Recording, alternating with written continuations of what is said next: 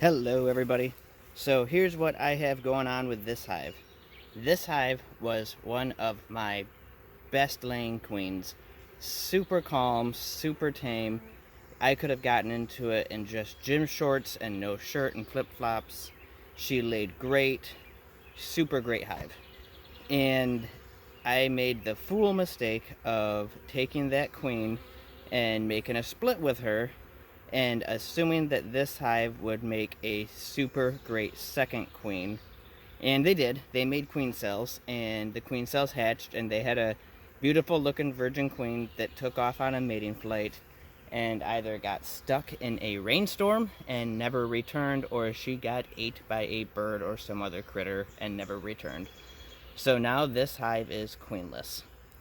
So they already have at least one lane worker bee in there. They've gone so long without a queen that there is at least one worker bee laying eggs.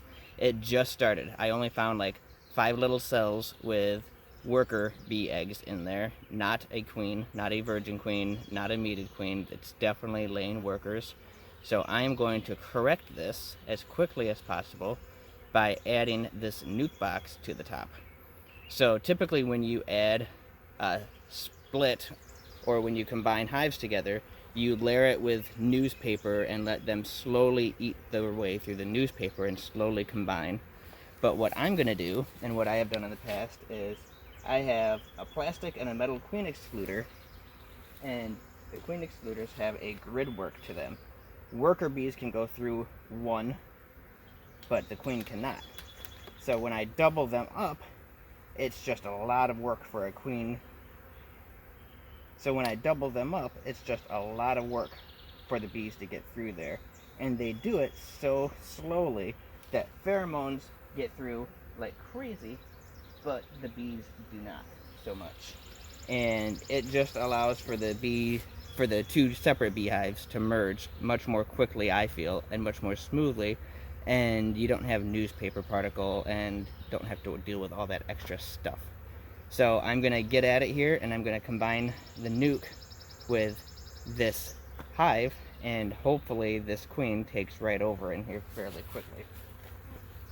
What I have is a deep box that I'm going to set on top here. And that deep box, the weight of it, pushes down on that excluder so the bees can't come and go from here. And I'm going to take the cover off of this, give them some smoke. And I have a good laying queen in here. They've got some good brood going. She is not a marked queen. I'm going to start with this since there's a lot of space in there.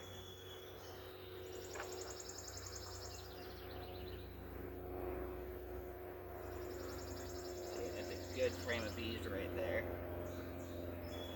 Just drop that right in the center here.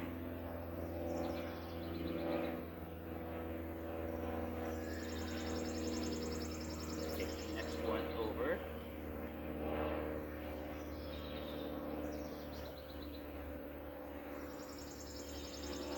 This one's mostly nectar and pollen, so it's going to go on an edge.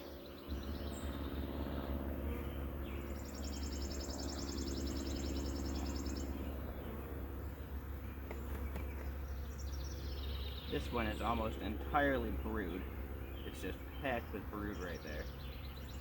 Lots of eggs. Same thing on this side. It's a really good brood frame.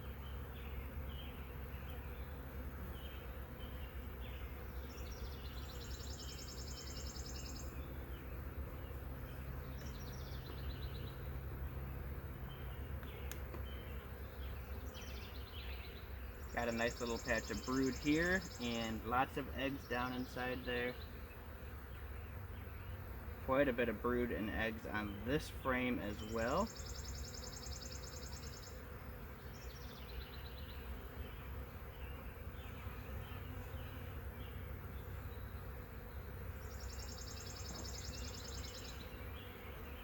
And this frame is heavy again with nectar and pollen. It's going to go right in here.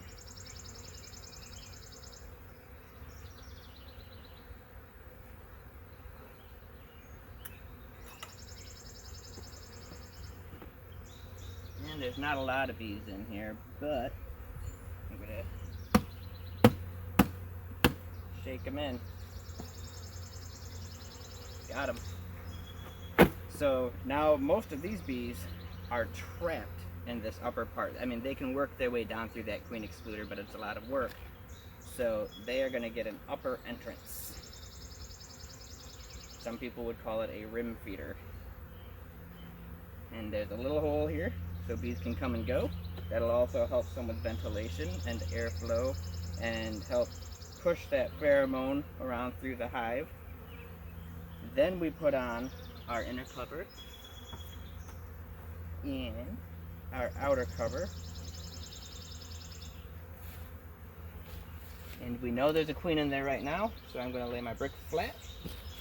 And there's just enough gap up here that bees can come and go through that hole. So hopefully that fixes this hive. I will definitely be coming back and I will do a follow-up video and we will find out for sure what happens. Thanks for watching, guys.